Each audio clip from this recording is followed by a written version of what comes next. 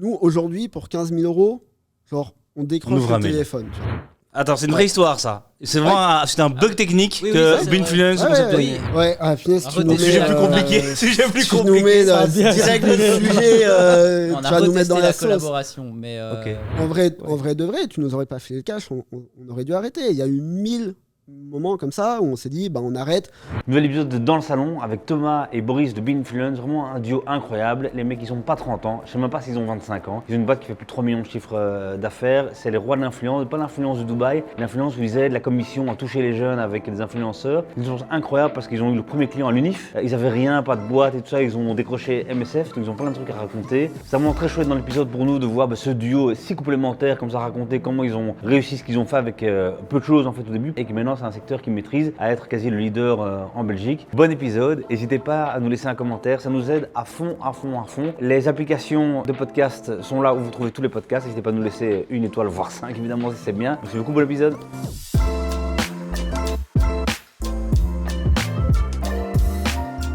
Bienvenue dans cette nouvelle émission de Dans le Salon, émission exceptionnelle parce qu'on va parler de comment acquérir les clients dans le plus gros pays du monde, la France. Youssef, bienvenue.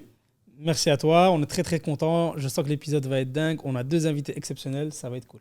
Exactement, 2 fondateurs de Binfluence ici, Boris et Thomas. Salut, bienvenue. Hello, merci de nous avoir. Merci. Vous êtes en plus nos voisins. Ouais, carrément. Oui. C'est pas le premier critère pour vous avoir aujourd'hui. C'est le premier. Pas du tout. Très demandé et tout. Youssef, cette phrase que tu dis au début de chaque émission. L'épisode va être dingue, ouais, mais je le dis pas tout le temps. Je le dis pas tout le temps. Quand les invités sont hyper bons dans la discussion avant, malheureusement, ceux qui vont aller vérifier comprendront que voilà. C'est pas toujours. Je le dis quand je le sens et là je le sens. Il faut rester sincère, quoi. Ça c'est beau. Thomas, Boris. On va évidemment parler de Binfluence, cette super boîte. Je fais une intro avant, j'explique ce que c'est. Donc là, on est déjà réglé. Vous connaissez depuis combien de temps? On se connaît depuis 7 ans, 2016. Donc ouais, 7 ans là. Vous vous êtes connus via les études et l'idée du business, via la même idée. Qui a eu l'idée, ce business? C'est Boris qui a eu l'idée. Ça fait pas plaisir. C'est Boris qui a eu l'idée. L'idée originale, qui en fait n'est pas l'idée d'aujourd'hui, mais l'idée originale pour une boîte, c'est Boris. Et on s'est rencontrés via, à l'époque, notre 3e cofondateur, Quentin. Boris et moi, on ne se connaissait pas avant Bin. Et on a été mis en relation via Quentin, alors qu'on faisait tous les deux Solvay, on était tous les deux baptisés, mais pas dans la même année. C'est le plus vieux des deux. Moi, je suis le jeune fou. Ça se voit. Donc, bonne excuse pour moi. Ouais. Et on s'est rencontrés comme ça autour de l'idée.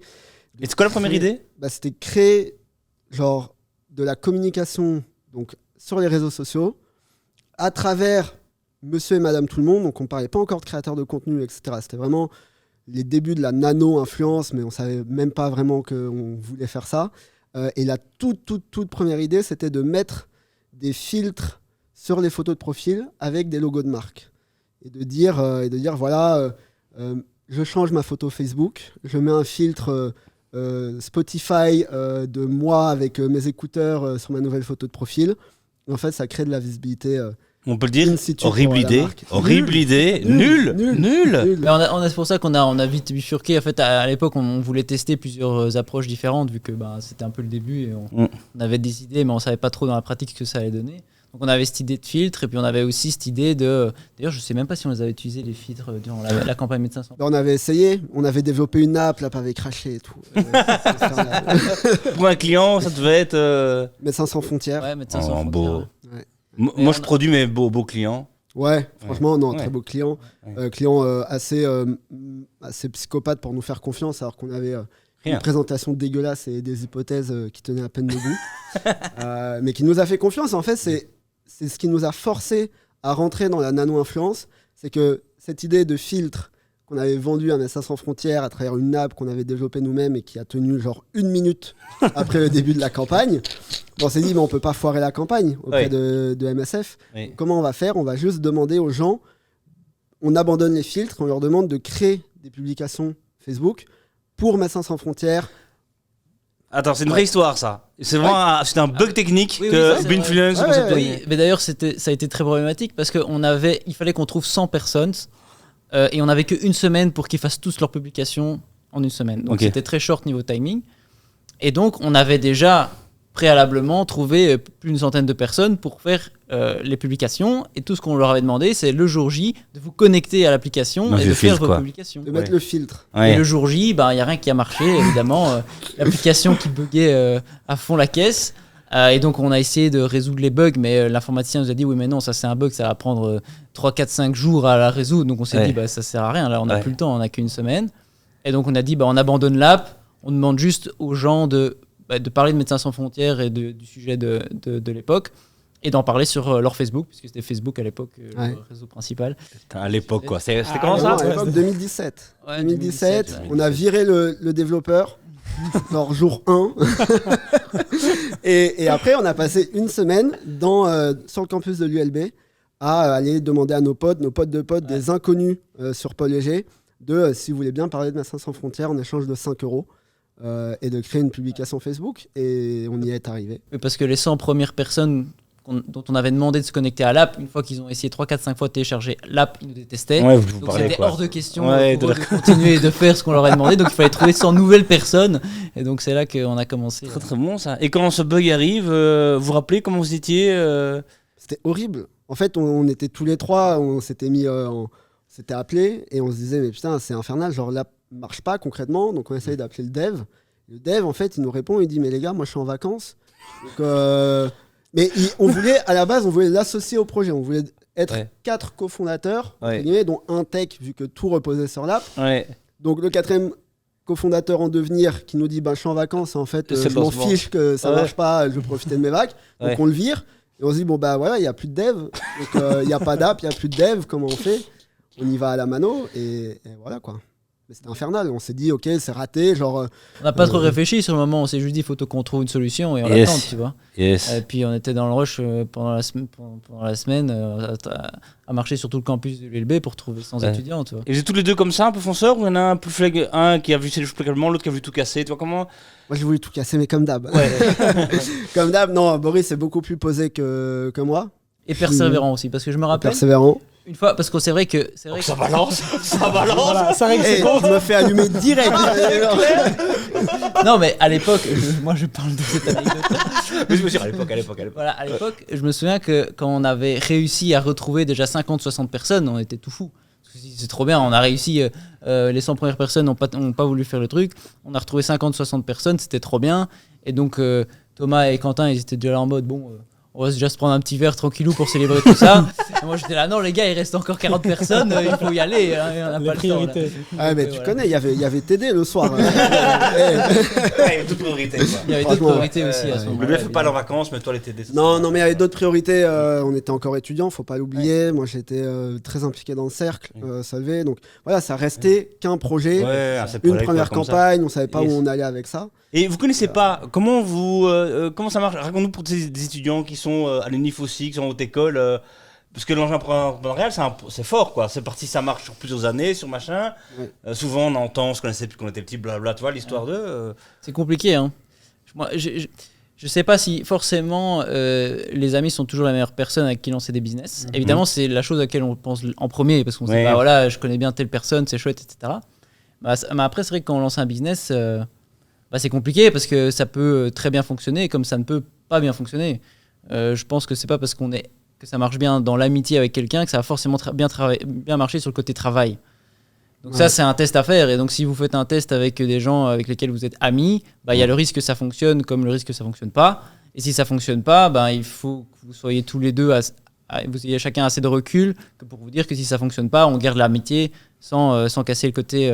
on garde l'amitié et on casse le travail, mais c'est compliqué à faire. Ça marche jamais. Voilà. Non, ça marche jamais. Et puis nous, ça a été notre plus grande force de ne pas se connaître avant.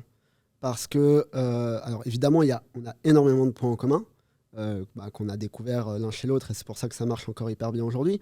Mais le fait de ne pas se connaître, il n'y avait aucun historique entre nous. Donc on a toujours été très directs l'un envers l'autre.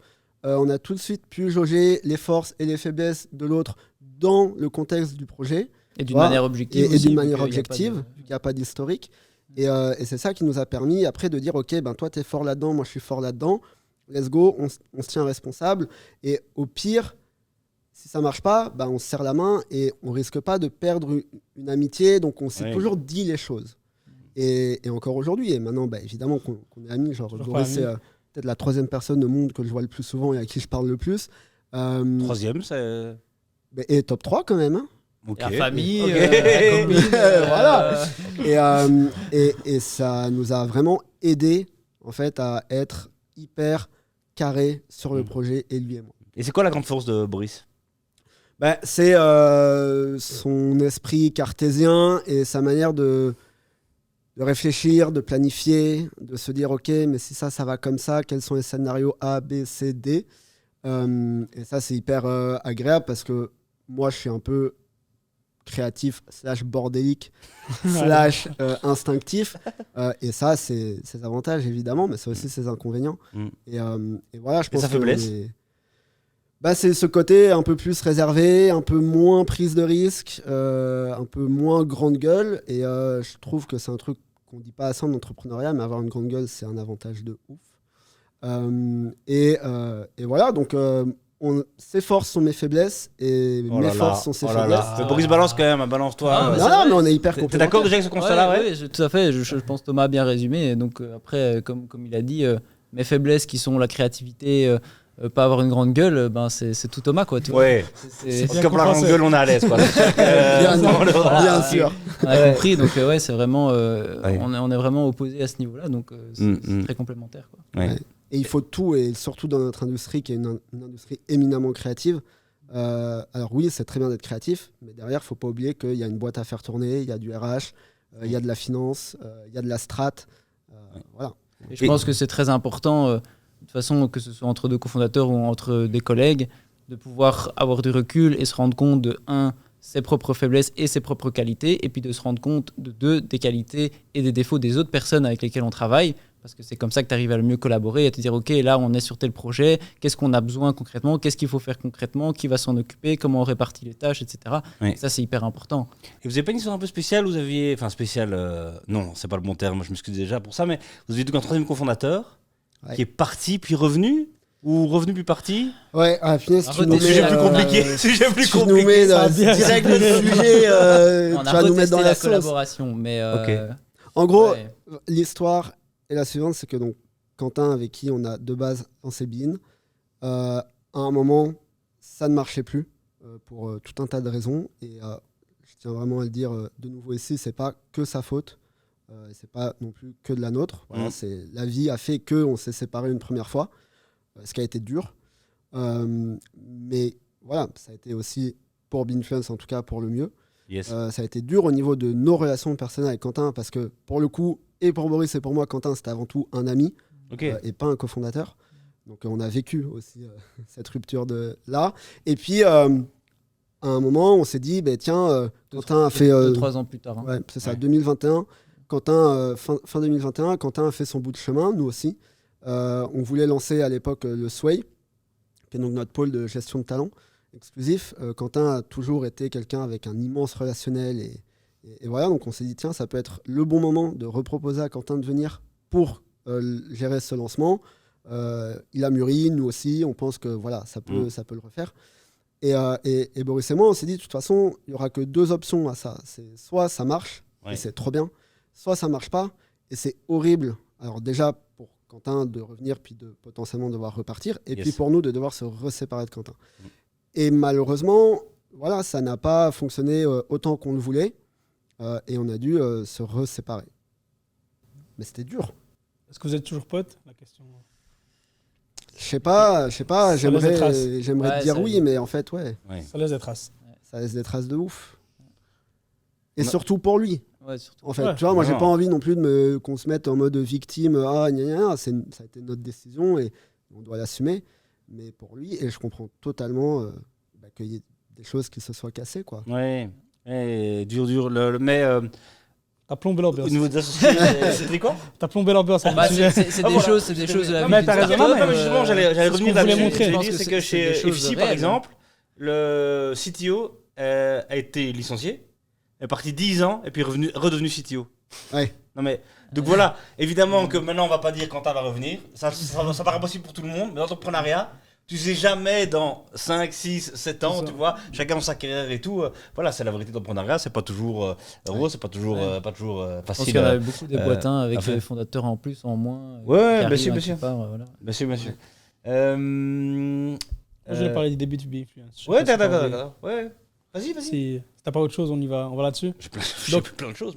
Mais... J'avais justement, donc on parle de Médecins sans frontières, l'épisode est dingue. Est-ce que déjà ils ont appris l'histoire ou ils l'ont... C'est les coulisses. On peut vraiment vous avoir avec 2 réponses, de vous avoir dans une interview séparée. Thomas, non, Boris, ici, on avait, peut-être pas clair. L'histoire de l'âme, évidemment qu'ils l'ont appris parce que c'est ce qu'on leur avait vendu et c'est pas ce qu'on a délivré. Donc à un moment, on pouvait pas se cacher. C'est pas certain, ça. Là. Le truc du filtre. C'était le résultat, c'était pas via là. Ouais, peut-être, je sais plus. Mais ils ont été très cool. Parce que nous on avait été cash avec eux, on leur avait dit c'est un test, on n'a jamais fait ça. Moi je faisais mon mémoire à l'époque là-dessus, donc on pense que théoriquement on devrait arriver à des très bons résultats, mais c'est un test, tu vois. Et donc ils n'ont pas été très regardants sur dans la pratique, est-ce qu'on met un filtre, pas le filtre. Le concept c'était juste on utilise des monsieur, madame, tout le monde, des nano-influenceurs, et on leur demande de parler Médecins sans frontières sur Facebook. Ça c'était la trame principale.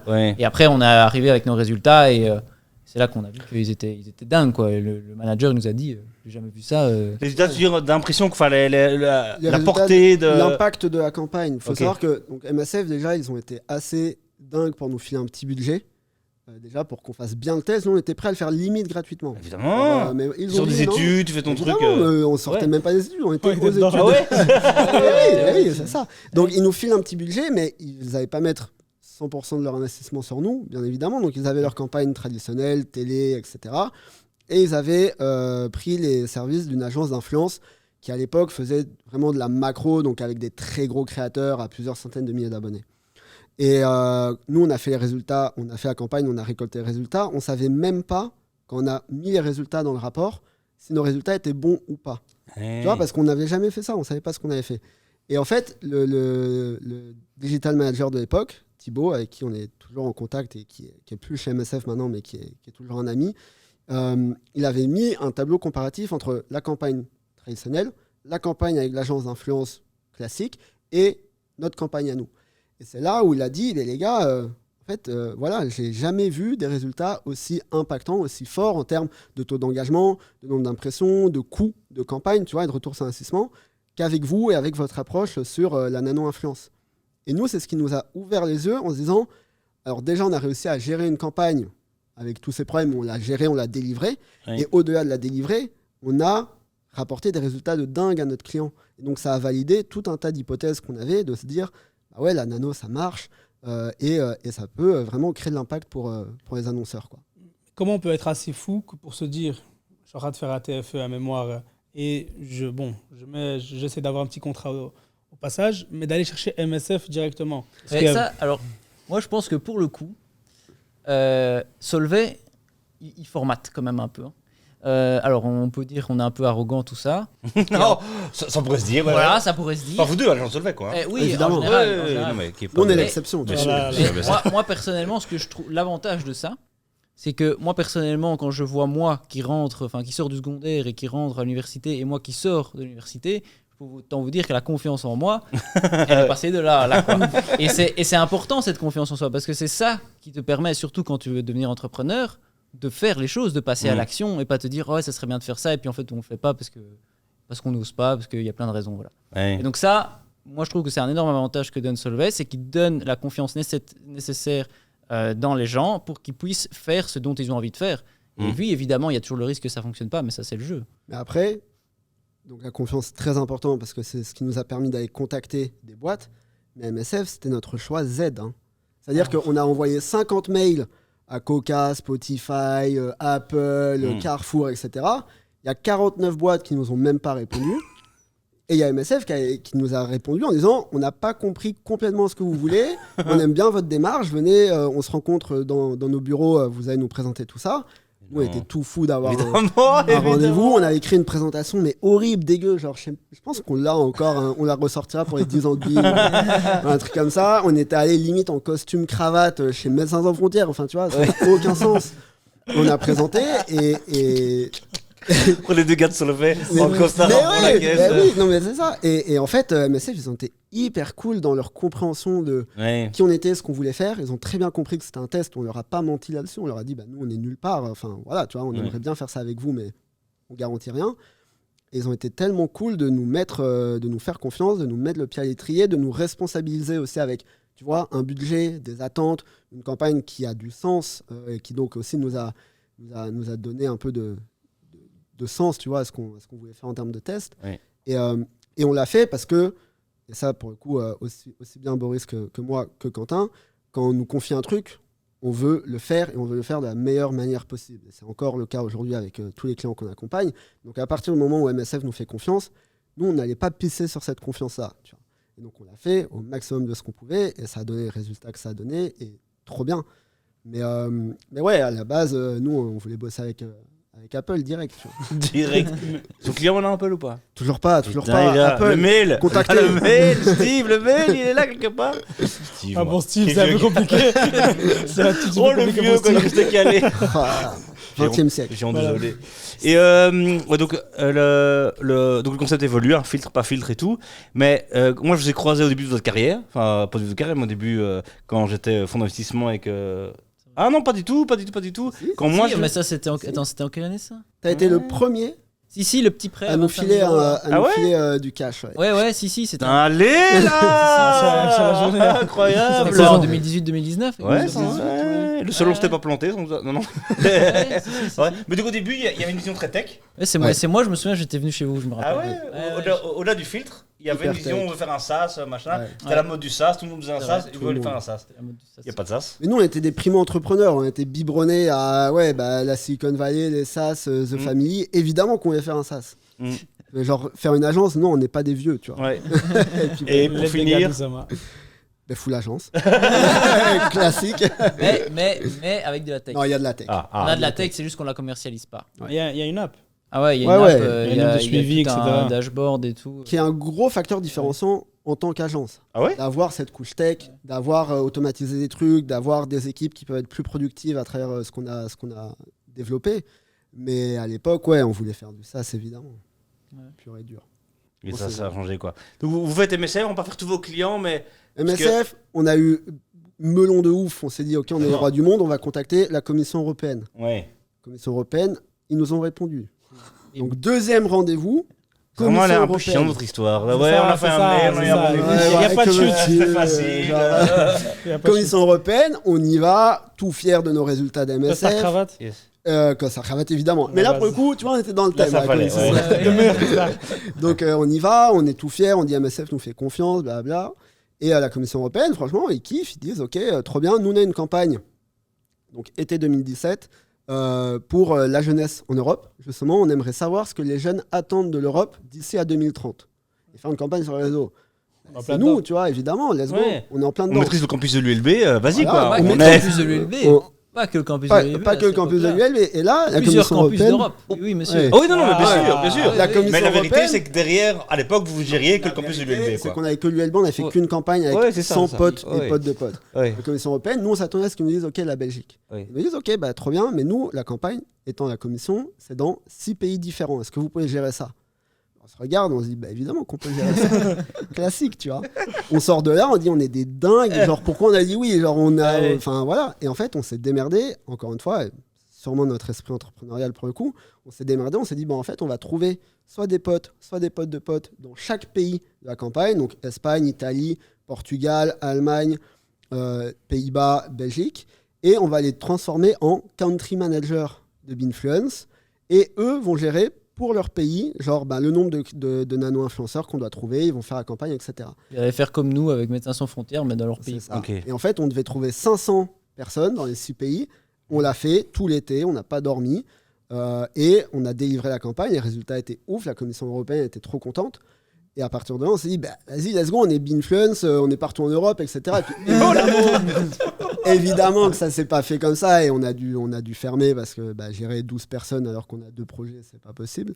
Mais ça nous a vraiment aussi donné cette confiance en ce qu'on pouvait délivrer, Yes. cette confiance en comment qu'on pouvait convaincre des gens de bosser pour nous et surtout de convaincre des clients du calibre de MSF et de la Commission européenne avec des résultats dont ils sont contents. Ce qui est incroyable, c'est qu'il y a quand même peu de boîtes qui ont ça comme premier client.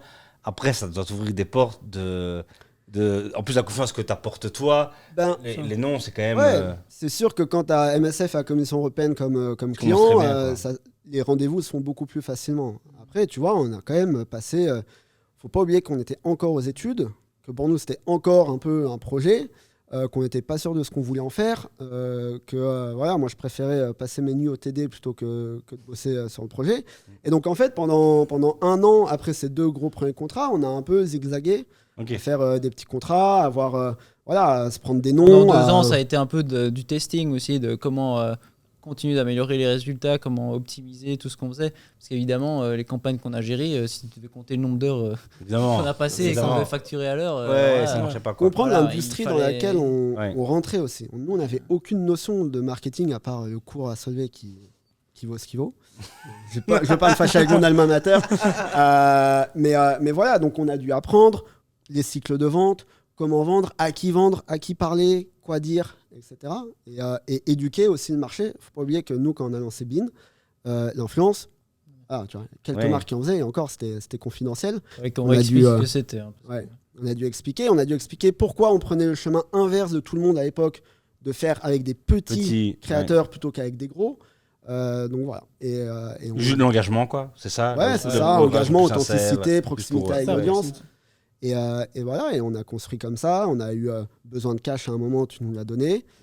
Mais en vrai de vrai, tu nous aurais pas fait le cash, on aurait dû arrêter. Il y a eu 1000 moments comme ça où on s'est dit, on arrête, c'est trop dur, c'est trop chiant, on va pas y arriver. Ou là, si on signe pas de contrat dans les 3 semaines qui arrivent, en fait, on doit arrêter.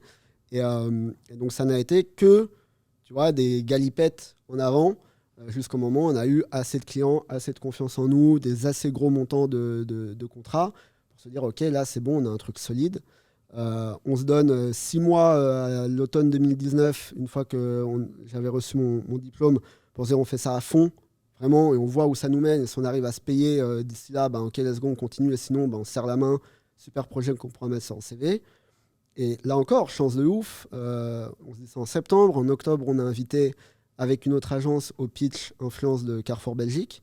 Faut savoir qu'à l'époque, on avait dû faire une dizaine de campagnes maxi avec aucun client aussi gros que Carrefour. Parce que même la Commission européenne, à l'époque, ils nous avait filé un petit budget. Alors, on avait fait des folies pour ce budget, mais c'était pas tenable. Et en fait, on y répond, on se donne les moyens de le gagner, on le gagne. Et là, on se dit, en fait, let's go. Et c'est ça qui nous a permis de recruter, etc. Quoi. Tu peux donner des chiffres en termes de budget, etc. Ou... Ouais, tu vois, MSF, c'était moins de 3000 balles. 3000 balles. Commission européenne, c'était moins de 15 000 euros, entre 14 500 et 15 000.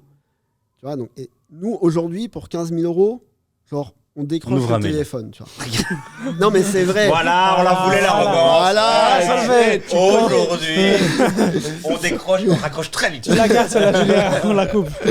Donc voilà. Mais à l'époque, 15 000 euros, on était les rois du pétrole. Tu vois. Normal. Mais ce qu'on a fait aujourd'hui, ce qu'on a fait à l'époque pour 15 000 balles, aujourd'hui, c'est x10. Mais bon, c'est pas grave, tu vois, c'est comme ça, c'est le début. Donc voilà, et Carrefour, quand on a appris qu'on gagnait, c'était un peu moins de 100 000 euros. Et donc, nous, c'était la lune. Et on s'est dit, OK, pour 100 000 balles, là, tu vois, on peut, 1, se payer, 2, recruter quelqu'un en CDI. Mis pour l'engagement de notre premier employé. Yes. Et après, hop, c'est parti comme ça. Et une fois que tu as la confiance de Carrefour Belgique qui te file son influence, pour un budget, tu vois, conséquent, là, après, let's go, tu vois. Yes, let's go. Mais on va parler on vous a aussi invité parce que vous êtes lancé en France, que vous développez là, et on a envie de savoir un peu comment on attaque la France d'ici, mais un peu là-bas. Mais d'abord,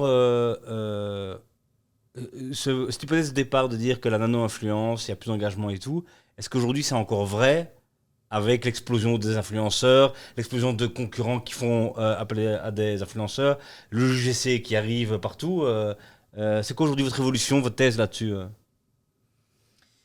c'est sûr que, en fait, ce qui se passe, c'est que ces dernières années, le marketing d'influence est très fort popularisé. Donc maintenant, tout le monde en fait. Donc forcément, ça amène plus de saturation sur les réseaux sociaux.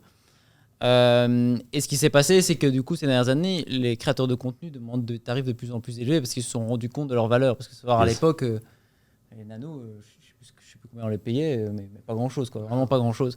Donc aujourd'hui, les nano-influenceurs restent plus proches de leur communauté, plus authentiques, avec plus d'engagement, mais le rapport entre ce que tu investis et ce que ça rapporte, c'est un peu plus équilibré avec des micro, macro ou méga influenceurs. Oui. Et donc maintenant, la question de savoir est-ce que je dois prendre tout le temps du nano, ce n'est pas toujours le cas. Ça va du coup maintenant dépendre des objectifs du client, de quel public cible tu veux toucher. Est-ce que c'est un public très local, plutôt national, international? Est-ce que c'est un objectif de conversion, d'engagement, de visibilité? Enfin voilà, ça dépend de tout un tas de critères. Avant, c'était du nano, quoi qu'il arrive. Boom, c'était à chaque fois le plus efficace parce que pas cher et très efficace. Mais par contre, évidemment, ça demandait beaucoup de management parce que au lieu de prendre 1 ou 2 ou 3 gros influenceurs, tu prends 100, 200, 300, 400 personnes pour pouvoir gérer tout ça derrière. Yes. Et nous, comme on a pris l'habitude de gérer ce volume-là de personnes, après, quand on a dû faire de la macro ou des mégas, c'était peanuts, c'est facile. Okay. Donc maintenant, on fait tout le scope, quoi. Ouais, on fait tout le scope. Nous, on est parti d'un postulat extrême parce qu'on n'avait pas le choix. C'était la nano, c'est les meilleurs. Ce qui était vrai à l'époque, mais c'est surtout que nous, on connaissait aucun créateur. Donc, les nanos, c'était les seules personnes à qui on pouvait parler. C'est les meilleurs et les seuls qu'on peut contacter aussi. mais factuellement, oui. Ouais. Et en fait, après, on s'est rendu compte que l'influence, ce n'est pas des extrêmes, c'est que de la subtilité. Et comme le dit Boris, en fonction des objectifs du client, de la nature de son produit ou de son service, etc., des fois, il vaut mieux travailler avec quelqu'un qui a 3 millions d'abonnés que quelqu'un qui en a 3000. Mais voilà. Et vous avez pu créer votre truc là-dedans. Et là, maintenant, la nouvelle mode, c'est les UGC. Ouais. Où là, je paye quelqu'un qui va faire semblant que je suis un citoyen lambda qui teste une application. Hein. Est-ce que ça ravage l'influence? Ça marche aussi? Vous voyez ça comment? Vous travaillez aussi ces formats-là? Il faut savoir que... Alors, est-ce qu'on les travaille? Peut-être. ça reste pour l'instant confidentiel. Mais il faut savoir que l'UGC n'est pas égal à influence. Et ça, c'est très important de le comprendre. Parce que l'UGC, aujourd'hui, c'est quelqu'un qui va créer un contenu et qui ne va pas le publier sur ses réseaux. Quoi. Tout à fait. Alors que le but de l'influence, c'est de créer un contenu que tu vas pousser à ta communauté et parce que ta communauté te fait confiance, va y avoir de l'impact. Donc en fait, c'est en complément. Voilà. C'est deux choses qui doivent être travaillées en parallèle. Mais aujourd'hui, les marques, est-ce qu'elles veulent encore l'influenceur ou est-ce qu'elles veulent tout l'UGC parce que c'est la mode de l'UGC? C'est pas la même chose. Pas la même chose, d'accord. C'est pas le même. Ce que les marques vont vouloir de plus en plus, c'est au lieu d'avoir leur vidéo de 6 secondes créée par leur agence créa, ils vont vouloir remplacer ça par un contenu UGC qui va être plus authentique, plus créatif, etc. Mais ça sera toujours associé à une campagne d'influence organique, à de l'affichage, etc. Justement, on sent que maintenant, sur les gros influenceurs, il y a vraiment une grosse saturation. Ils ont abusé aussi pour certains. Comment est-ce que tu vois l'évolution? Est-ce que maintenant, c'est toujours intéressant? Parce qu'à un moment donné, on disait même, ça ne sert plus à rien d'aller chez les gros. Ils tapaient 3-4 pubs par jour, donc c'était abusé. Bon, on prend le cliché de la télé-réalité aussi, hein, mais voilà. Est-ce que maintenant, tu penses que les gros, ça reste intéressant quand même d'y aller ou Oui, en fait, il y a de tout. C'est une question de qualité. C'est comme dans tout. Tu as des très bons créateurs de contenu, tu as des créateurs de contenu avec des moins bons résultats. Donc, ça devient un peu compliqué de les différencier. Mais donc, justement, il faut un peu analyser les profils de chacun pour savoir lesquels sont plus pertinents, moins pertinents, plus efficaces, moins efficaces. Et comme tu disais, en fait, il y en a qui abusent et qui acceptent tout type de partenariat et qui donc en fait se transforment en panneaux publicitaires. Et donc là, forcément, tu perds de crédibilité, tu perds de l'authenticité, et donc tu perds de l'impact. Mais par contre, tu as d'autres personnes qui restent vraiment fidèles à leur contenu, à leur centre d'intérêt et qui matchent leur collaboration avec ce qui leur correspond. Et donc à ce moment-là, ça reste tout à fait pertinent, l'audience le comprend tout à fait, et donc tu gardes ta crédibilité, ton authenticité et donc ton impact. Mais ça, c'est quel que soit le nombre d'abonnés. Genre, il y a des créateurs qui ont 10 000 abonnés et qui font trop de pubs, tu vois, qui font trop de collabs. À l'inverse, tu as des créateurs qui ont 3 millions d'abonnés et qui font pas trop de collabs, et à chaque fois qu'ils font une collab, mais ça te tabasse les résultats. Et aujourd'hui, genre, si tu as le budget pour te payer l'ENA situation et que ta campagne, ta marque et tout correspond à l'univers créatif de l'ENA, mais go, tu vois, parce que tu vas avoir un ROI de malade mental. Elle n'en fait pas beaucoup, elle n'a pas saigné son... Elle en fait beaucoup, mais elle en fait toujours de manière hyper authentique et des partenariats qui lui correspondent. Et donc, le nombre d'abonnés, en fait, il ne faut plus le prendre en compte, mais ça vaut pour tous les facteurs. C'est-à-dire que des fois, il vaut mieux travailler avec des petits que des gros, mais des fois, il vaut mieux travailler avec des gros que des petits. Et ça dépend vraiment de ta campagne, ton objectif, ton budget, les résultats du créateur, sa proximité avec sa communauté, etc. Et pourquoi vous avez. Donc tu dis, il y a des petits crament trop et tout, donc il y a une éducation à faire à un moment, créer de contenu, dire mais ne tue pas ton branding en faisant comme ça. C'est pour ça que vous avez créé votre crew. Pourquoi vous avez créé ça? Pas déjà assez de travail à faire que de manager une équipe de 5 personnes En fait, c'était des demandes qu'on avait spontanément des créateurs avec lesquels on travaille, vu qu'on travaille avec des milliers de créateurs en Belgique, France et dans d'autres pays. Et on avait des créateurs qui nous disaient, mais les gars, est-ce que vous voulez pas gérer ma carrière, gérer tout cet aspect business, management? Moi, j'aime bien m'occuper de mes réseaux sociaux, c'est ma passion, mais tout le reste là, ça me plaît pas trop, quoi. Oui. Aujourd'hui, donc nous on s'est dit go, ça match parfaitement. Nous c'est exactement ce qu'on pourrait vous apporter, le côté business, management, quel tarif tu peux demander, etc. Et donc c'est hyper avantageux pour les créateurs de contenu parce que du coup ils peuvent se concentrer sur ce qu'ils aiment faire, c'est-à-dire gérer leurs réseaux sociaux. Et nous on s'occupe de tout le reste, de l'admin, de la finance, de négocier leur contrat pour eux, etc. Contre un partage des revenus, mais commission sur chaque. Ça te regarde? Évidemment, ça te regarde. Mais en fait, aujourd'hui, être créateur de contenu, c'est un métier. Mm-hmm. Tu vois, il y a plein de gens qui ne le comprennent pas encore. Mais quand on parle d'admin, de finance, de compta et tout, c'est-à-dire qu'il y a des créateurs, ils sont obligés d'avoir des entreprises, des sociétés, ils sont obligés d'avoir un comptable, ils sont obligés de pouvoir déclarer leur TVA et leurs revenus, etc. Et ils sont obligés, parce qu'ils veulent en vivre ou parce qu'ils en vivent déjà, de bien négocier leurs tarifs, de ne pas accepter n'importe quoi. Et l'influence, ça reste une jungle. Aujourd'hui, même si ça tend à se professionnaliser, à se structurer, ça reste une jungle. Et nous, on est là parce qu'on a vu trop d'abus de la part de marques ou d'autres agences par rapport à des créateurs qui se faisaient complètement sous-payer ou qui signaient des contrats dans lesquels il y avait des clauses qui étaient absolument pas normales dans le cadre d'une campagne ou qui étaient débordés par tous ces aspects un peu plus business et qui n'arrivaient plus à se concentrer sur leur contenu. Alors que de base, ils sont hyper forts sur leur contenu et pas sur gérer une micro-entreprise. Donc nous, on a voulu leur apporter ce soutien, tout d'abord psychologique, parce que c'est dur d'être créateur de contenu aujourd'hui, et puis au-delà de ça, comme le dit Boris, business pour mieux négocier leurs tarifs, leur faire accepter des campagnes qui correspondent vraiment à leur univers créatif, à leur communauté, à ce qu'ils ont envie, les accompagner sur toute la partie structuration de leur métier et de leur entreprise, etc. Et puis de leur permettre aussi de se retrouver entre eux dans un même pôle avec d'autres créateurs qui partagent les mêmes envies, les mêmes besoins, les mêmes angoisses, les mêmes objectifs. Et en fait, de créer une émulation comme ça entre eux. Mais donc là, tu en as 5. On en a 10. 10, ok. Ouais. Waouh. Et vous voulez en avoir? Pour l'instant, pas beaucoup plus. Nous, on n'est pas... Il y avait 2 réponses, hein. Il y avait pas beaucoup plus, toi tu disais, ça va le ciel, ça va continuer. Ça va continuer de grandir. Mais on veut pas... Ce qu'on veut pas, c'est devenir une usine à créateurs. Ouais. Aujourd'hui, il y a des agences qui font que de la gestion de talent et qui ont 4 talent managers et 100 créateurs, dont 85 dont ils ne s'occupent pas. Nous, on veut toujours prioriser la qualité à la quantité. La qualité d'abord des créateurs qu'on veut représenter, accompagner, et puis la qualité de notre accompagnement vis-à-vis d'eux. Donc aujourd'hui, pour l'instant, à 10, on atteint un peu, entre guillemets, le plafond ou le palier idéal dans lequel on veut être. Évidemment que ça va continuer à grandir dans le temps, mais pour ça, il faut qu'on réfléchisse à qui on veut intégrer en plus et surtout quelles ressources nous on va y mettre de notre côté. Yes. Et t'as jamais de conflit? Parce que moi je suis une marque que je viens de trouver, tu vas toujours vouloir me fourguer ton secrou avant les autres, quoi. Non, pas du tout. Comment? C'est relativement séparé. Séparé, ouais. Ouais, au niveau de la... relativement séparé, ça veut dire pas séparé? Si, non, ça veut dire séparé. C'est la même boîte, mais ça veut dire séparé, c'est des départements différents, évidemment, qui coopèrent et qui se coordonnent pour surtout un échange de connaissances, de comment vous faites vos campagnes. C'est plus un échange de connaissances, mais en termes dans la pratique. Évidemment que le niveau de l'agence, on a le département du Swecrew et donc ça nous permet aussi de proposer certains types de collaborations à nos clients. Oui. Mais on les propose que si c'est pertinent vis-à-vis de la marque, évidemment. T'as jamais de questions là-dessus, quoi. T'as jamais de trucs. Non. Évidemment, si on voit que c'est pertinent, si on voit que l'audience des gens du Swecrew correspond à l'audience que la marque veut toucher, si ça rentre dans les budgets, etc., d'office, on va le proposer.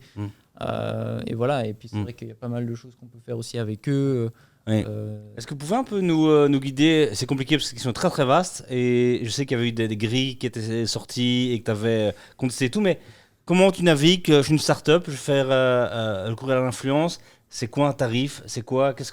Quel budget je dois mettre pour tu vois, pas tout nous donner, mais un exemple qu'on pourrait, tu vois, mieux saisir. C'est quoi aujourd'hui Quelqu'un qui a genre 10 000 abonnés sur Insta pour un post, on va tourner quoi, 250 €? Non, enfin, ça dépend. Après, ça dépend des pays aussi, le problème, c'est que la réponse à cette question, elle est jamais satisfaisante pour ceux qui la posent. Mais parce que c'est la réalité du métier, c'est-à-dire que... C'est comme un photographe, quoi. Tu vas toi, t'es une marque. Différent. T'es une marque, genre, t'as ton objectif, t'as ce que tu vas demander en termes de strat créa. Est-ce que le créateur, il peut faire la campagne depuis son canapé ou est-ce que tu l'envoies en Amazonie une semaine sans Internet pour être dans le contexte?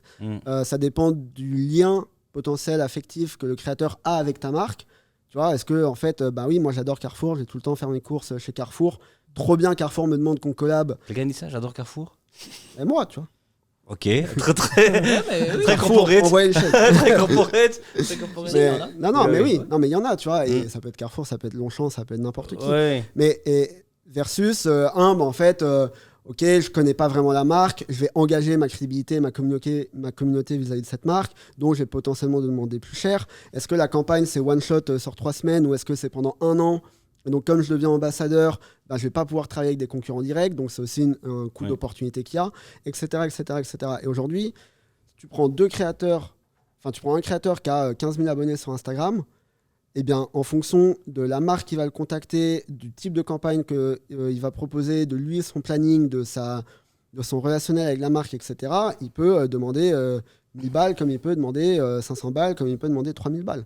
Et après, c'est à la marque de bien négocier, de comprendre aussi la valeur de tout ça et de proposer un tarif qui est en adéquation avec le créateur. Et c'est pour ça que les agences comme les nôtres sont hyper importantes aujourd'hui. C'est parce qu'on a une bonne vision du marché et on peut négocier pour les marques les meilleurs tarifs pour les créateurs.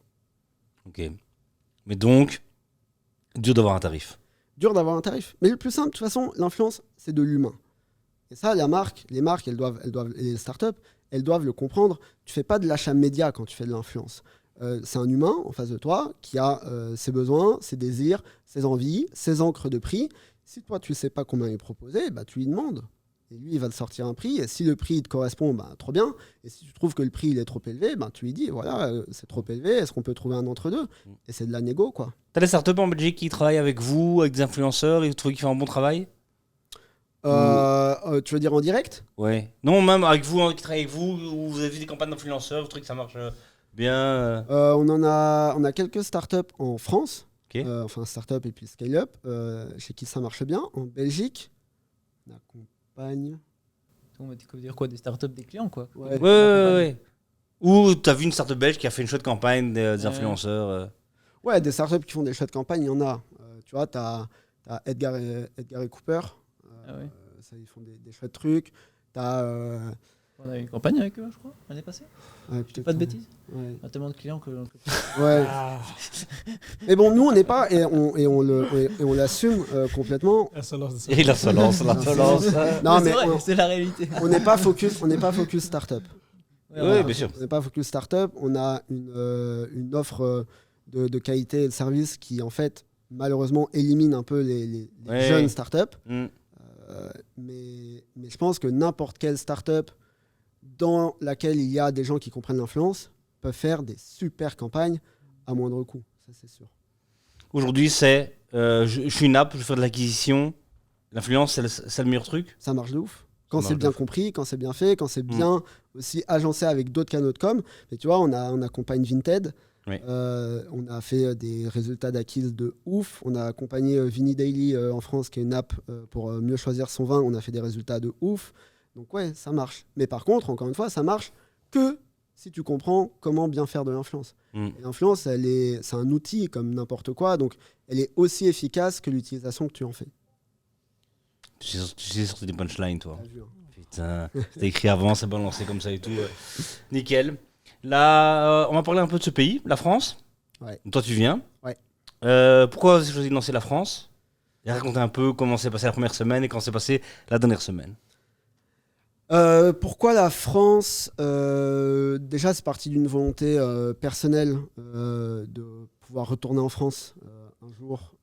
Parce que voilà, mes racines, mon pays et que la Belgique, c'est trop bien, mais que j'avais envie à un moment de revenir en France. Et d'un point de vue business, ça a bien concordé parce qu'on avait en fait de plus en plus de clients belges qui voulaient aussi qu'on les accompagne en France et de clients français qu'on accompagne en Belgique et qui se disaient bah, tiens, pourquoi est-ce que vous ne pourriez pas nous accompagner en France la langue aussi. Et puis la langue, évidemment. Boris et moi, on est tous les deux francophones. Je pense que l'un de nous deux aurait été néerlandophone, on aurait été tous les deux néerlandophones, on aurait beaucoup plus été vers Amsterdam en premier. C'est pas le cas, donc évidemment, on va vers Paris parce que la langue. Et la première semaine, écoute, j'ai passé ma semaine à chercher des appartes pour pas être SDF. Et j'en ai trouvé un, heureusement. Mais non, ça a été très cool. On a été pris à Station F. Donc ça, vraiment trop bien parce que déjà, ça te légitime en termes de start-up, de business et tout. Et puis, l'accès au bureau, le cowork, rencontrer des gens, le réseau. Après, moi, j'ai fait... Station F, c'était époque Covid. Donc c'était pas la fête non plus. Ouais. Mais voilà, ça nous a vachement légitimé. Ça nous a permis de trouver nos tout premiers clients en France qui étaient en fait d'autres boîtes de Station Ah ouais F. Pour ceux qui ne savent pas, Station F, plus grand incubateur au monde. C'est ça. Les startups de France. Ah ouais, au monde carrément. Ouais. Ouais. Ouais. Allez, un coup pour l'ego. Ouais, bim.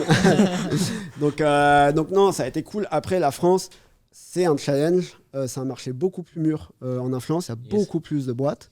Faut travailler, plus grosse. Faut plus se battre pour avoir sa place au soleil. Yes. Et donc justement, tes premiers clients, tu les as signés comment? Parce que tu étais autour de la machine à café, parce que tu faisais des prix de malade, parce que tu voulais avoir tes premiers clients français. Comment? Ouais, non, c'est clair qu'on a fait une offre agressive parce que personne nous connaît. Donc à un moment, il faut bien qu'on arrive à les choper quelque part, même si on avait pas mal de cases à montrer de nos clients belges. Non, nos tout premiers clients, ça a été des boîtes que j'ai rencontrées à SF, autour de la machine à café, autour d'une bière. Où, tu fais quoi? Je fais de l'influence. Mais tiens, intéressant. Est-ce que toi t'en fais? Blablabla. Et puis voilà, t'arrives à vendre tes premiers trucs. Mais après, on a rapidement. Ce qui est cool aussi avec la France, c'est qu'on a rapidement eu des clients structurants, soit en termes de notoriété, soit en termes de montant de contrat. Un de nos premiers clients, ça a été le ministère de la fonction publique en France. Mais parce qu'encore une fois, on a, nous, développé une vraie expertise dans ce qui est institutions européennes et voilà, les trucs un peu plus challengeants. Et donc, le ministère de la fonction publique, il n'y a pas 1000 agences qui bossent avec des institutions. Donc, quand ils voient que, Binfluence, ils ont l'habitude de travailler avec la Commission européenne, trop bien, ça nous rassure, tu vois, sur leur way of work, leur compréhension de la bureaucratie, etc. Donc, on a eu eux, on a eu très rapidement... Mais juste, on a eu eux. Ouais. Raconte-nous, ils t'ont pas appelé? Il y En avait fait, un pitch ouvert, il y avait un mais truc, comment? De toute façon, la majorité de la réponse à cette question, comment, c'est LinkedIn. C'est simple. Donc, le ministère de la Transformation publique, ils ont dû voir un de mes posts sur LinkedIn. Ils m'ont contacté en MP, en message privé, en disant « Ah, tiens, intéressant, je vois que vous êtes en France, est-ce qu'on pourrait se rencontrer ?» Oui, évidemment qu'on peut se rencontrer. Donc j'y vais, et puis on vend ce qu'on sait faire, on le vend bien, et de là découle une proposition pour faire une première campagne ensemble, et puis une deuxième, etc. Yes. Mais LinkedIn, c'est un canal de ouf pour nous. Ouais. Et justement, par rapport à ça, depuis tantôt, tu parlais de campagnes comme ça. C'est la première fois que tu parles de récurrence. En général, tes clients, est-ce qu'il y a beaucoup de récurrence ou est-ce que c'est plutôt des one-shots, des longues campagnes, des courtes campagnes? Jusqu'à présent, ça commençait surtout, quasiment tout le temps par des one-shots, à part quelques appels d'offres auxquels on répondait et qui étaient directement sur un an, voire plusieurs années, comme Carrefour. Mais souvent, oui, mais comme partout en com, ça commence sur un one-shot. Tu fais bien ton travail, la marque est contente, toi aussi, les créateurs aussi. Donc la marque, elle revient pour une deuxième campagne, puis une troisième, et puis hop, à un moment, tu rentres dans une récurrence comme ça. Après, tu as des récurrences un peu implicites. Tu vois, on n'a pas de contrat cadre avec une marque, mais elle revient tout le temps chez nous. Et maintenant, de plus en plus, on a des contrats qu'on gagne via appel d'offres. Et donc, quand c'est des appels d'offres, souvent, c'est sur minimum 1 an, voire sur plusieurs années. Et à partir de là, tu rentres dans des relations plus intéressantes aussi parce que le client te dit voilà mon budget et s'il vous plaît, créez-moi une stratégie annuelle en influence. Et là, tu peux vraiment t'amuser, tu peux aller au fond des choses et avoir des meilleurs résultats aussi à terme. C'est plus intéressant pour des marques de manière générale de faire un plan long terme, donc sur 1 an ou moins. Parce que voilà, tu peux aussi créer une relation avec les créateurs de contenu pendant 1 an, une fois les inviter à un événement pour découvrir tes produits ou ta marque ou tes services, et puis une fois leur envoyer des choses, et puis continuer de les informer durant l'année sur les évolutions de ta marque, etc. Donc ça crée toute une dynamique qui est beaucoup plus qui est beaucoup plus propice pour la marque et pour les créateurs aussi. Et donc nos clients, ils le voient et c'est ce qu'on conseille du coup aussi à nos clients de le faire de plus en plus, s'ils le peuvent, de mettre plutôt des budgets annuels parce que c'est plus efficace pour eux aussi. Et j'aimerais quand même qu'on voit sur la France. Quand toi tu pars donc à Paris, comment ça se passe? C'était un duo qui fonctionnait à Bruxelles, à deux. Boris, raconte un peu toi ton point de vue. Voilà, de ma part, bon, je mets que le bureau est plus calme, cool. Mais comment ça se passe Bah écoute, ouais, Thomas est envoyé au charbon. Ouais. Hop, on l'envoie là-bas. Non, écoute, c'était dans le day-to-day, j'ai pas senti beaucoup la différence. Par contre, sur le long terme, comme on n'a plus beaucoup de moments, enfin voilà, on revient quand même, on revient de temps en temps. Bon, je vais quand même de temps en temps à Paris et Thomas de temps en temps en Belgique. Donc ça c'est bien, mais c'est vrai que bah voilà, plus voir en physique pendant une semaine, 2 semaines, 1 mois, 2, 3 mois, ça va. À partir d'un moment, c'est vrai que ça devient un peu plus compliqué aussi parce que tous les à côté, les petits talks autour de la machine de café, etc., il n'y a plus tout ça. Ouais. Donc ça, c'est vrai que c'est un peu plus compliqué. Maintenant, on s'en sort quand même bien. Ouais. Parce que la grosse équipe était ici et toi Thomas tu es parti seul, c'est non, ça? mais alors, ouais, mais par contre, il y a vraiment un truc qui nous a aidés, alors sur ce point, mais aussi pour le business de manière générale, c'est le Covid. C'est-à-dire que moi, je suis parti à Paris en septembre 2020. Okay. Ça faisait depuis mars qu'on était, quoi qu'il arrive, en fait, 100% online. Il faut savoir que même notre premier employé, on l'a engagé, c'était Covid déjà. Ouais. C'était le tout début du Covid. Ouais. Donc nous, l'équipe, on a toujours été habitués d'être en télétravail, soit temps plein, soit temps partiel quand il n'y avait plus de lockdown et qu'on pouvait un peu se voir. Donc forcément, comme Thomas dit, de ce point de vue-là, la relation avec Thomas et les premières personnes qu'on a engagées en France se faisait assez naturellement vis-à-vis du reste de l'équipe. Ouais. Parce qu'on avait pris des automatismes. Rien, c'est ça. Ça change rien, toujours. Parce que quand même, le fait de se voir comme de temps en temps en physique, ça crée quand même une autre relation. Oui. C'est là que tu crées vraiment la relation avec une personne. Voir une personne toutes les semaines en ligne ou plusieurs fois par jour, tu ne crées pas cette relation. Oui, mais c'est l'habitude qui a été prise, quoi. En fait, on s'est dit, ok, pendant là 6 mois, ça a marché en ligne. Donc 6 mois, je suis à Paris. Ça va continuer de marcher en ligne entre Boris et moi et avec le reste de l'équipe. Et Lisa Van Steen, qui est toujours chez nous, qui a été notre première recrue. Effectivement, on a fait un recrutement. C'était notre tout premier recrutement, nous, en tant qu'être humain, tu vois, et fondateur de la boîte. Non, mais on n'a jamais eu d'expérience pro, c'est moi, avant BIN. Donc, il y a plein de trucs qu'on a dû apprendre sur le tas et qu'on apprend encore tous les jours sur le tas, notamment le recrutement. On a fait notre tout premier recrutement 100% en ligne. Tu vois, et on a dû annoncer à Lisa via Google Meet que, hop, on lui offrait et elle a dû accepter et tout. Et genre, on a bu le champagne, chacun de notre côté, tu vois. Mais pour nous, c'était la réalité. Ce qui pouvait paraître exceptionnel pour plein de boîtes qui avaient vécu l'avant-Covid, c'était juste la manière de faire.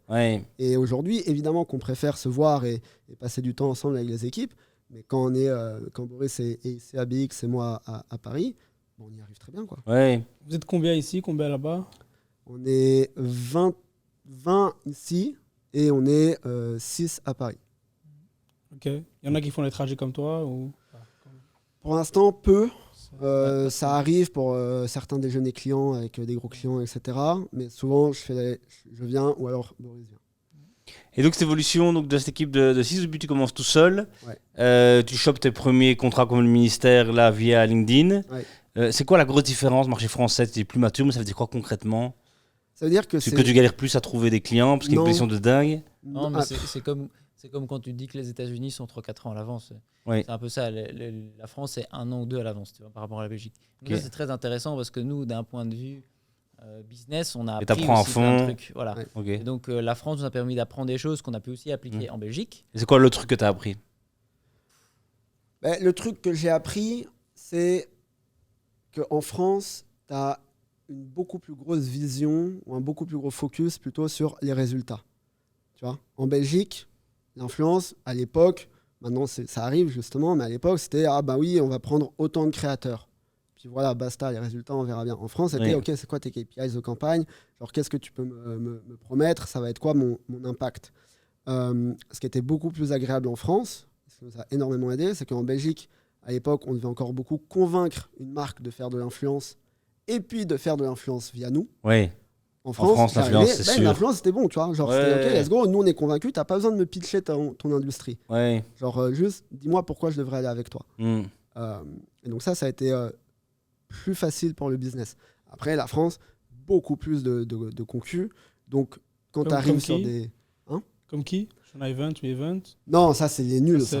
Non, eux, c'est les clichés. C'est les mauvais. C'est les mauvais, ça. C'est mauvais. Okay. Non, mais tu as des gens, tu vois, comme Follow, comme Reach, comme Point d'Orgue, comme Spoutnik, etc. Et puis, tu as beaucoup plus de départements influence dans les agences en France. Okay. Tu vois, le département influence de Havas, le département influence de Mediacom, etc. Et donc, pour aller chercher des gros budgets, là, c'est plus dur. Parce que c'est beaucoup plus structuré. Yes. Faut que tu arrives, faut que tu aies une certaine solidité dans ton... Et comment tu as fait alors? Tu as dû être partenaire avec des gens sur place, par exemple? Ouais, on s'est pris plein de noms, voilà comment on a fait. On s'est pris plein de noms, on a appris, tu vois, tu perds, tu essaies de comprendre pourquoi, tu t'améliores, tu perds, tu essaies de comprendre pourquoi, tu t'améliores, tu gagnes un truc, tu essaies de comprendre pourquoi, tu t'améliores. Mais raconte-nous, sans trop vendre Binfluence, ok, qu'est-ce que tu as compris là qui fait que tu as pu, après tes premiers noms, décrocher un truc sympa? Tu vois, on a compris que... à l'inverse de la Belgique où la stratégie c'était un truc qui n'était pas hyper regardé, c'était surtout avec qui on va faire la campagne. En France, c'était full strat. Genre, pourquoi tu fais ça? Pourquoi ce réseau-là? Pourquoi ce format-là? Quel insight créatif de mon consommateur t'as compris pour aller le toucher dans son cœur et dans sa tête, tu vois? Et donc, nous, on n'était pas du tout fort là-dessus. C'était, on faisait un peu ça comme ça. Donc, on a dû se dire, OK, mais en fait, là, il y a un niveau de réflexion stratégique pour vendre une campagne attendu par le client qui est auquel il faut qu'on arrive. Et donc, on s'est formé, on a recruté une créastrat qui est absolument incroyable. Big up à toi, Marie, en France, qui avait déjà de l'expérience en agence d'influence sur des gros comptes et tout, qui est venue et qui nous a retourné notre manière de vendre au niveau, tu vois, de la présentation, de ce qu'on apporte comme valeur, comme conseil, etc. Nos présas, elles n'étaient pas belles, alors que c'est hyper important en France. Si tu n'as pas une belle présa, tu n'es personne et donc on ne regarde pas ce que tu nous racontes. Yeah. Voilà, tu vois, plein de trucs comme ça. Et que maintenant, on le met évidemment aussi pour la Belgique et ça nous met encore plus loin haut, quoi. Ouais. Tu vois, que là où on était, alors qu'on a déjà une bonne position de, si ce n'est le leader, en tout cas un des leaders sur le marché belge. Et ce qui est intéressant, du coup, dans l'autre sens, c'est que vis-à-vis du marché français, comme nous, on a une expérience belge et aussi internationale via toutes nos campagnes européennes, c'est aussi intéressant pour des clients français où il y a pas mal d'agences qui sont souvent France-France, France, et rien d'autre. Et donc là aussi, nous, à l'inverse, la Belgique et notre expertise internationale peut être intéressante pour des clients français qui veulent aussi élargir le public qu'ils veulent toucher et toucher d'autres pays. Et donc, ça se nourrit l'un et l'autre. Donc, c'est ça qui est très intéressant. Énorme avantage. Maintenant, je présente un prospect en France, que je lui dis qu'on est actif dans 25 pays et qu'on a des bureaux à Bruxelles et à Paris. Et il hallucine, tu vois. Il dit, punaise, trop bien. Donc, en termes de crédibilité, c'est ouf par rapport à une agence qui est 100% à Paris et qui fait des campagnes qu'en France. Raconte-moi ta plus grosse défaite en France. Punaise, laquelle choisir? Non, mais c'est vrai, parce que tout va bien aujourd'hui et on gagne beaucoup, mais on a aussi énormément perdu et c'est normal. Dans toute boîte et encore plus dans... T'avais posté un truc, non? Où t'avais perdu au moins un gros bazar mais tu vois, nous, on a... c'est plus aussi des... 2022, on a perdu pour 4 millions d'euros d'appel d'offres. Tu vois? Et on n'a pas fait 4 millions d'euros de chiffre d'affaires en 2022. Genre, on a plus perdu que gagné. Mais l'important, c'est ce que tu gagnes. Exact. Et dans l'industrie de la pub, ce n'est que des mises en compétition. Enfin, quasiment. Du pitch. Et tu peux pas tout gagner. Vraiment, évidemment, tu vas perdre. Ce qui m'a fait le plus mal, c'est là, début d'année, on a perdu un gros appel d'offres sur une marque de bière extrêmement connue, sur laquelle on avait bossé pendant des semaines. On était hyper convaincus de notre approche et tout. Vraiment, on avait poncé le sujet et on a perdu et on est arrivé... il y avait 8 agences qui avaient été pitchées. On est arrivé 3e devant des mastodontes comme Publicis et tout. Donc, ok, trop bien, tu vois. Mais en fait, on a perdu. Et moi, je déteste perdre. Mais vraiment, genre, c'est un truc qui me bouffe. Je suis quelqu'un d'assez compétitif. Genre, je suis pas mauvais joueur, mais je suis hyper mauvais perdant. Donc quand moi je perds, je suis vraiment... joueur donc. Non, mais je suis au fond du seau, tu vois, quand je perds. Donc là, on a perdu, vraiment, pendant 10 jours, genre, j'étais déprimé. Genre, j'avais plus envie de vivre, quoi. Genre, tout était fade, tu vois, et donc ça fait mal. Mais c'est quelque chose sur lequel je dois travailler parce que la défaite fait partie du quotidien. Mais par contre, heureusement que dans l'équipe, personne n'aime perdre, parce que l'important, c'est quand même de gagner, quoi. Donc, Exact. Et comment t'alloues justement, vu que c'est tout des pitchs chaque fois, enfin, c'est ce mode très particulier de la pub, tu dis ok, je vais encore mettre là 10 heures dessus, mais je sais pas du tout. Comment vous avez appris là, après 1 an en faire tout le temps, ou 2 ans, enfin 3 ans maintenant, et tout. C'est quoi votre. Est-ce que vous avez une. C'est toujours le feeling ou. C'est terrible, hein. Ça reste C'est terrible. terrible. Ça reste terrible. Hein. On n'a pas appris. On n'a pas T'arraches trouvé et la... puis, Ouais. On n'a pas c'est trouvé peut-être la... pour rien, tu vois. genre, Ouais. Ah ouais. On n'a pas trouvé la méthode. C'est au feeling. C'est De toute est-ce que façon, si t'as tu un fais bon pas ça, t'as contact. rien. Donc, Mm. Et à un moment donné, t'es un peu obligé, quoi. tu vois. Est-ce que tu as un bon contact avec le prospect? Est-ce que les premiers calls, tu vois, d'introduction, ils se passent bien? Est-ce que le pitch, il te correspond parfaitement à ce que tu peux offrir et à ce que tu peux répondre? Mais après, tu as toujours le risque de, en fait, tu es là pour le décor, parce que la marque, elle sait déjà qu'elle veut bosser avec telle agence, sauf que le procurement l'oblige à pitcher 3 agences, et toi, tu es juste là pour être parmi les 3, tu vois, voilà, et d'autres fois... Et ça, tu te sens parfois un peu mêlant, tu sais que t'as la piste rapportée et que ça sert à rien, ou tu dis toujours il y a une chance de, et donc tu fais l'augmentation. Je pense que c'est important de poser les bonnes questions aussi aux clients et d'essayer de sentir un petit peu dans quel contexte et dans quel mood il est, tu vois. C'est sûr que c'est des choses qu'on essaie de détecter le plus possible. Le red flag avant de passer. C'est sûr. Ouais. C'est sûr. Non, des fois on sent pas tout le temps. Je pense qu'il y a aussi une partie de nous qui se disons, en fait, même si on est peut-être une pièce rapportée, si on fait un truc de dingue, ça peut passer. Il y a eu des histoires comme ça. Après, c'est une question aussi de gestion de la charge de travail, où aujourd'hui on est invité à beaucoup d'appels d'offres et on ne peut pas y répondre à tous parce qu'il faut mieux se concentrer sur les trucs on a une bonne chance de gagner, ou alors vraiment les gros budgets sur lesquels si tu le gagnes, c'est structurant pour ta boîte et ça te fait changer de dimension, plutôt que de répondre à tout, quoi. J'avais une question, mais c'était par rapport à tantôt, ça a fait tilt. Tu parlais de LinkedIn. Donc moi ici, je voulais savoir, est-ce que les influenceurs avec lesquels vous travaillez, c'est vraiment sur toutes les plateformes, ou est-ce que vous êtes surtout sur Insta, TikTok, et surtout maintenant, on voit un peu l'influence sur LinkedIn qui est en train d'exploser en France. Est-ce que vous êtes déjà dessus? Ça arrive en Belgique? On est quasiment sur toutes les plateformes, mais surtout B2C. C'est vrai que LinkedIn, ça se prête surtout aussi bien pour le B2B. Mais ça, on fait pas. Maintenant, est-ce qu'on le fera un jour? Je sais pas. Grosse question. C'est quand même très différent. En fait, je vais te dire, l'influence B2B, c'est clair que c'est un avenir. C'est clair que c'est un potentiel. C'est clair que LinkedIn est une plateforme de ouf, quand c'est bien compris, encore une fois, pour faire de l'influence B2B. Après, il faut aussi choisir ses combats. Genre, nous, on est dans l'influence B2C. On est méga bon sur Instagram, sur TikTok, sur Pinterest, sur YouTube, sur Twitch, etc.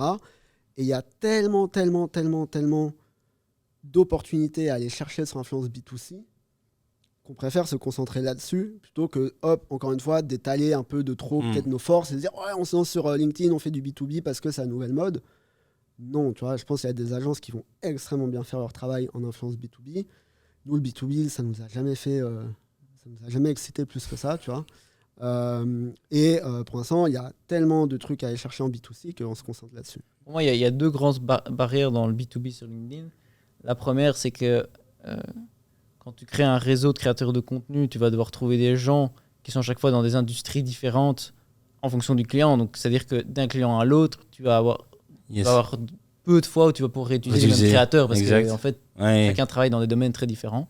Donc ça, c'est un premier frein. Puis deuxième frein, est-ce que les personnes sur LinkedIn vont vouloir être payées et faire des collaborations pour des marques autres que leur propre boîte pour faire la pub de ces autres boîtes sur leur LinkedIn. LinkedIn où ils jouent toute leur crédibilité professionnelle. C'est pas la même dynamique, tu vois. Donc là, voilà, si demain Coca me contacte et me dit tu veux bien faire une petite publication avec un Coca sur mon LinkedIn, non, tu vois. Même si c'est une entreprise plus dans le marketing, est-ce que je le ferais pour ça? Je suis pas sûr, tu vois. C'est pas la même dynamique. Donc voilà, peut-être que si, mais c'est vrai que moi personnellement, je crois que c'est quelque chose qui peut freiner les gens. Yes, pas vous allez maintenant. Donc cette année, vous cartonnez? Ouais. Correct? C'est quoi? Années, on cartonne. Toutes les années, c'est quoi cette question? C'est quoi cette question, Thierry? Pardon, j'avais mal lu mes fiches. C'était pour une autre startup que je voulais. Voilà. Mais donc, 2 millions, quelque chose l'année passée? 2,6 millions. Cette année, le projeté, on est où? Je sais pas, on sera certainement entre, donner une grosse fourchette, mais entre 3,5 et 4,5. Ok. Voilà. Propre. C'était l'année passée ou quand même t'as cartonné, mais vous avez longtemps cru que vous allez faire plus quand même. Et en fait, Ouais. forcément, si tu regardes, donc l'année passée, on a fait 2,6 millions, l'année d'avant 1,2 million. Oui. On a fait plus que x2, on a rajouté plus d'1 million. Ouais. Presque 1 million. Très, très propre évidemment. Donc, c'est hyper propre. Ouais. Seulement, tu nous connais, Thomas et moi. Vous avez On visé. dit toujours, on va être Non. là-bas, tu vois. Ouais. Donc, voilà, évidemment, si on compare là où on voulait être à là où on a atterri, ben, on a atterri un peu en dessous. Oui. Maintenant, si tu regardes de 1,2 million à 2,6 millions, tu te dis, bon, Ouais. Ça reste pas mal quoi. Mais ça a été une vraie leçon. Tu vois, on va pas le sous-estimer non plus. Ça a été une vraie leçon parce que nous, on avait basé beaucoup de trucs sur nos projections qui n'étaient pas bonnes ou en tout cas trop ambitieuses. De recrutement par exemple. De recrutement, Ouais. d'investissement dans des trucs et tout. Et donc, ça nous a créé beaucoup de stress à nous. Et ça a créé beaucoup de stress à l'équipe. Parce que nous, Il fallait on atteindre. est qui on est, donc Ouais. on sait que de toute façon, ok, on a mis un truc hyper ambitieux et c'est pas grave si on arrive en dessous. Pas grave, entre guillemets. Oui. Mais pour l'équipe, le fait de se dire, putain, les fondateurs nous ont mis genre un objectif, on va pas l'atteindre, grosse source de stress. Oui. Tu vois, et de se dire, ben, peut-être on fait pas assez bien notre travail et tout. Donc, nous, on a dû rassurer l'équipe, on a appris, on les a éduqués aussi là-dessus, on s'est éduqués nous-mêmes. Et donc, cette année, on a mis des trucs où on aura plus de chances de les dépasser. Mais en tout cas, on se donne une chance de les atteindre. Oui. Et pas de se dire, ah bah ouais, on est encore en dessous. Oui. Et que ce soit, c'est déjà un x2, c'est pas mal, et ça pouvait être la déprime parce que vous n'étiez pas Voilà, tu vois. le truc à En vrai, un x2, c'est ouf. Oui. Mais comme nous, on avait peut-être dit x3 ou x4, Oui. les gens se sont dit, bah, punaise, on a raté, tu vois. Les chiens, quoi. Les chiens. Ouais, vraiment. Les mecs ont fait x2, c'est nul, il fait x5. Et donc avec ça, donc on parle bientôt de la montagne de cash d'Apple, quoi, qui traîne sur le compte Binfluence. Qu'est-ce qu'on fait avec ça? C'est un métier, un secteur hyper concentré. Vous regardez des trucs à racheter. On vous appelle pour être acheté. C'est quoi un peu le truc pour l'instant? Quelle indiscrétion. Oh là là. C'est ouf, hein. Non, écoute, il y a plein de trucs qui se passent. Nous, c'est clair qu'on a cette volonté de continuer à croître, de faire une vraie belle boîte dans l'influence, pas seulement en Belgique, mais aussi en Europe. Et c'est clair qu'il y a des choses qu'on regarde en termes d'investissement, que ce soit des nouveaux services, que ce soit une expansion géographique, que ce soit peut-être s'associer avec des partenaires pour créer une offre plus solide. Et après, voilà, on verra ce que l'avenir nous réserve. Mais ouais, ça bouge, quoi. Ça bouge. Pas bien ce que vous voulez dire, ça bouge. Ça bouge. Ça Mais bouge. il y a deux bouge. questions dans Bon. ta question, non? Ok, d'accord, vas-y. Eh ben, sont forts, là. reformule un peu tes Ouais. deux questions. Vas-y, je sais plus moi déjà. Ils sont très très forts. Ils sont très forts. Non mais donc, est-ce qu'on vous appelle? Est-ce qu'on vous appelle? Au fait, on aimerait bien plus vous connaître. Au fait, rejoindre un plus grand groupe. Est-ce que ça c'est déjà arrivé ça? C'est déjà arrivé. Oui, c'est déjà arrivé. C'est quoi votre feeling par rapport à ça aujourd'hui? On reste ouvert à la discussion. Voilà. Mais on veut créer une très belle boîte et pas maintenant. Ouais, c'est toujours. Ouais, c'est Qu'est-ce sûr. qu'on va te dire? Genre, non, on va jamais décrocher le téléphone et tant pis, et Ouais. on va mettre BIN en bourse, tu vois. Mm. Genre, je sais pas. Ouais. Non, donc, mais on reste ouvert. De toute façon, reste on est ouvert. ouvert, on est en contact avec plusieurs groupes et tout. Voilà, et le jour où il y a quelque chose qui nous convient et qui convient au groupe auquel on est en contact, ben, ça se fera sûrement. Et puis, Tu vas voilà, l'annoncer mais- ici. on Tu viens exclut. l'annoncer ici, On voilà. tota Ah exclut. non, On mais fait, on c'est- fait y a une pas de- breaking news. Voilà, Dire, exactement. voilà, y a Ouais. pas- y a- Mais donc, ça vous guide pas tout le temps? Ça veut dire que vous améliorez pas vos perfs financières pour coller un futur achat ou quoi? C'est pas ça le truc? Ou si Non, quand même je ça commence à pense que- rentrer, je pense que ils par mettent une contre- boîte sur les rails Non. et donc... On Voilà, améliore. nous, on est surtout concentré sur la boîte, le développement de la boîte, c'est ça le plus important. Ouais. Puis après, oui, bah voilà, comme on dit, on reste ouvert aux discussions et on discute avec des gens. Et puis voilà, si ça mène à quelque chose un jour, ça mène à quelque chose un jour. Mm. Mais ce qui est important, c'est de rester focus. Ouais. Et après, Ouais. on pilote pas la boîte à l'aveugle. C'est-à-dire que la partie finance, évidemment qu'elle est hyper importante, d'autant plus pour une boîte de service comme la nôtre. Oui. Et que, en fait, avoir des bonnes perfs financières, ça nous permet ensuite de réinvestir, de continuer à croître de manière saine, de pas devoir aller chercher du cash à gauche et à droite tous les 4 matins. Yes. Et voilà. Et le jour où cette paire financière, elle rentrera dans des discussions potentiellement d'intégration à un plus grand groupe, bah, tant mieux pour nous. Aujourd'hui, il n'y a pas de banque d'affaires mandatée pour Non. soit être acheté, soit acheter quelque chose, quoi. Non. Je suis un peu déçu. Allez. Thierry, vous voulez. Ah, je voulais que tu me dises que il voulait t'allais une acheter un exclue, truc. il voulait- Dans les 18 mois, pas de nom, rien, mais oui, on regarde, on va un peu Non, racheter. mais on La regarde. vérité, quoi, la vérité. La vérité, c'est que évidemment qu'on est à l'écoute du marché Mm. dans les deux sens. C'est-à-dire que nous, il y a plein de boîtes un peu plus petites que nous, Oui. qui sont cool, qui sont intéressantes, qui ont une bonne vibe, et on se dit, bah, tiens, à quoi ça ressemblerait dans l'hypothèse, dans le scénario où on se mettrait ensemble et on les Mm. intègre et on fait un truc tu vois, qui va plus vite, qui va plus loin. Donc ça, oui, mais pour l'instant, il n'y a rien de concret. Et à l'inverse, évidemment qu'il y a plein de plus grosses boîtes, de grands groupes, d'agences et tout, qui nous rencontrent, qui discutent avec nous, etc. Et on n'a pas la tête dans le sable. Donc on se dit, tiens, à quoi ça pourrait ressembler si on serait intégré à un plus grand groupe en termes de finances, de croissance, d'équipe, de noto, de crédibilité, etc. Mais aujourd'hui... Et vous êtes d'accord là-dessus ou pas ? Ouais, on est d'accord. Parce que toi, grand groupe, Boris peut-être, alors vraiment stéréotype, le plus réservé, cartésien et tout. Mais toi, le chien fou, ça n'a pas lu cette histoire. Après, qu'est-ce que tu veux que je te dise ? Je vais m'enfermer 10 ans dans un grand groupe ? Non, je sais pas. Tu vois. Ouais.